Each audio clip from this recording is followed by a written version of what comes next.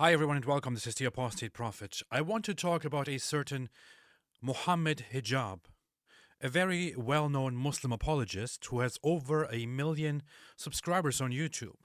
Mohammed Hijab, who is apparently a pervert like his prophet Muhammad. It recently came out that he has been having a secret relationship with a woman aside from his married wife. This is the story of my marriage to Mohammed Hijab and how his actions that he claims are permissible by Allah have completely destroyed my life. And that he has been basically psychologically using and abusing her until he eventually dumped her. Told me I am not like your ex-husband. Whatever you see on social media, don't worry because I'm very good as a husband. Further to that, he was pushing the idea and reassuring me that I'm going to be very happy with him. Reassured me so many times and he's going to be taking care of everything. I am excited. I am happy. I'm gonna have kids. And I was ready to have children. All of a sudden, he stopped everything. He said, I think the best thing for me to do for you right now is that I wouldn't go ahead with this marriage. I was confused, especially after he opened up about his feelings. I tried to get explanations from him, but he didn't give me any reply. So we stopped contact. After like 8 months, he contacted me again. He apologized and said, I couldn't go ahead with the marriage last time because I had personal reasons. I am back. I am here now. Let's go ahead with this. I am ready. Don't worry. We're going to go ahead with this time. Let's just make things quick. And he was rushing up the process. He said, I am not ready. I'm not able to go and meet your dad in person for personal reasons. And I trusted him. He said, let's do this over Zoom. It's actually halal. And you just have to convince your dad. But he told me I'm not ready to show my face.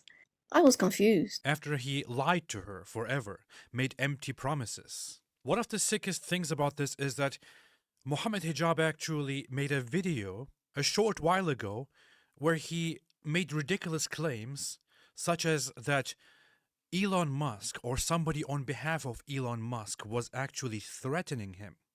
Recently, I have received a threat through someone who knows Elon Musk very well, who is in contact with Elon Musk, documented public contact with Elon Musk. And that threat was essentially a blackmail. Yes, you heard it right. I was blackmailed that if I do not stop attacking Elon Musk, that I will be framed for a crime I did not commit. Threatening to expose certain things about him or fabricate some slander about him in order to make it look like he engaged in some grave immoralities. It was somewhat predictable, but what he was apparently doing was setting the stage and preparing everybody for what was about to come out. This is very funny. It sounds like something somebody would say if he just committed a crime that is really bad, and he wants to kind of find an excuse to get out of that. He used and lied to a woman, had sex with her, took her to a hotel room, said, hey, this is completely halal, this is completely okay. I'm going to marry you, I'm going to take care of you, I'm going to, financially support you, and so on. We will be a good family together. After the nikah, Mohammed Hijab wanted a sex marriage. He wanted a hotel marriage. But he didn't stop there. There was more to come. He told me, listen, just act like a girlfriend. We're going to have like a boyfriend-girlfriend relationship. Don't worry, it's halal. We are married now. But he just lied to her and abused her and used her for sex. And then basically dumped her without telling his wife and his family that he has at home. You're going to get used to this situation. It's halal. There is nothing wrong with it. Why are you making things difficult? Don't worry, I'm going to try not to get you pregnant. This is a real relationship. I'm going to keep this like this for the rest of our life. I told him, are you going to change this for what you promised me at a later time? He said, no, this arrangement works the best for me, and I have no intention of changing it. As soon as he said that, I asked for divorce. He confirmed that he had no intention of paying the bills or the rent. He said, you didn't ask me for that when we were getting married. He said that he just wanted to have full discretion. Everything is up to him. He will never change the hotel ever. He will never speak to my family ever. He's not going to be paying for anything. And we're not going to have kids. Not going to be taking care of my daughter Nothing. We're never going to have a home. And he also did all of this while justifying this behavior through Islam. Jurisprudential, the man can do it. It's up to the man. No woman can take that right away from the man. It's impossible. So let's get this right, yeah? So that Islamically, any of us can get a secret second wife. Absolutely. Or any man for that No, matter. not secret. We can get Islamically. There is no problem in a man getting married to another woman in Misyar without the first wife's knowledge. And there's no khilaf in this. Yeah. There's actually, I've not seen one solitary difference of opinion in any of the 14 generations of Islam. It's not there. Which is? Any scholar saying that no, a woman needs to know, she needs to tell her, doesn't exist. Telling this woman that under Islam, he is allowed to do these things that he was doing along the way. He started threatening me as well, to silence me openly. He was like, listen, if you're going to expose this, I can get away with it. I can say anything as an excuse. And you're not going to get nothing from that. No one is going to have pity on you. Women will not. Men will not. I can give any excuse. I can tell them I was sexually not satisfied. In fact, I don't even have to give any excuse whatsoever. I gave you a mahr. There were 2 witnesses. That's it. Done. It was sealed. I'm safe. I never, ever imagined these kind of actions would come from him. Ever. Anyone, but not him. So he followed a list of Islamic rulings, as he claims. And nothing of what he did was actually haram. It's Islamically all right to give false promises to a woman you intend to get married to. You're Islamically not obliged to fulfill those promises. You are not obliged Islamically to speak to your in-laws. You don't even have to ask for their blessings after the nikah and congratulations. It's Islamically okay to live in a hotel. The husband can go to wherever he wants with his wife. He's not obliged to pay for anything. He's not obliged to provide because I didn't need provision.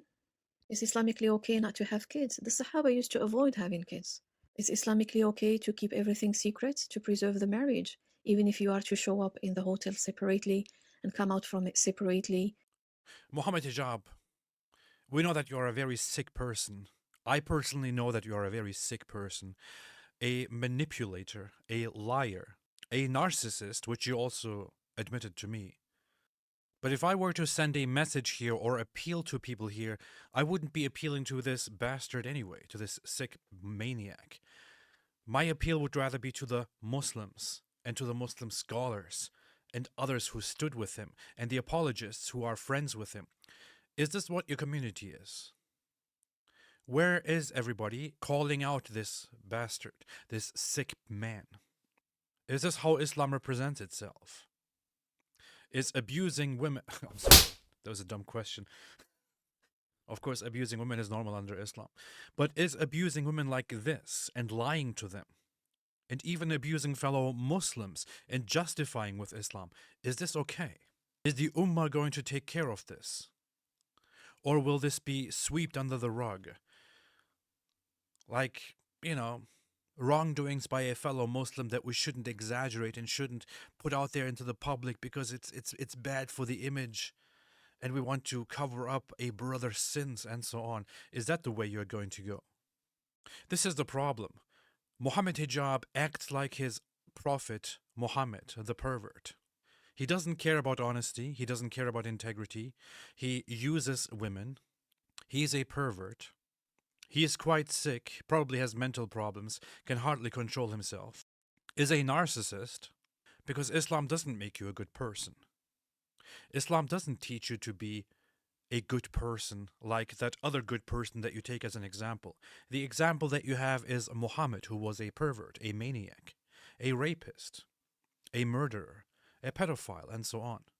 And in Islam, you're basically taught to follow these rules, this set of laws, and if you violate them, you will be punished by Allah, and if you keep them, then you will be rewarded by Allah. It is basically a very primitive way to train dumb animals.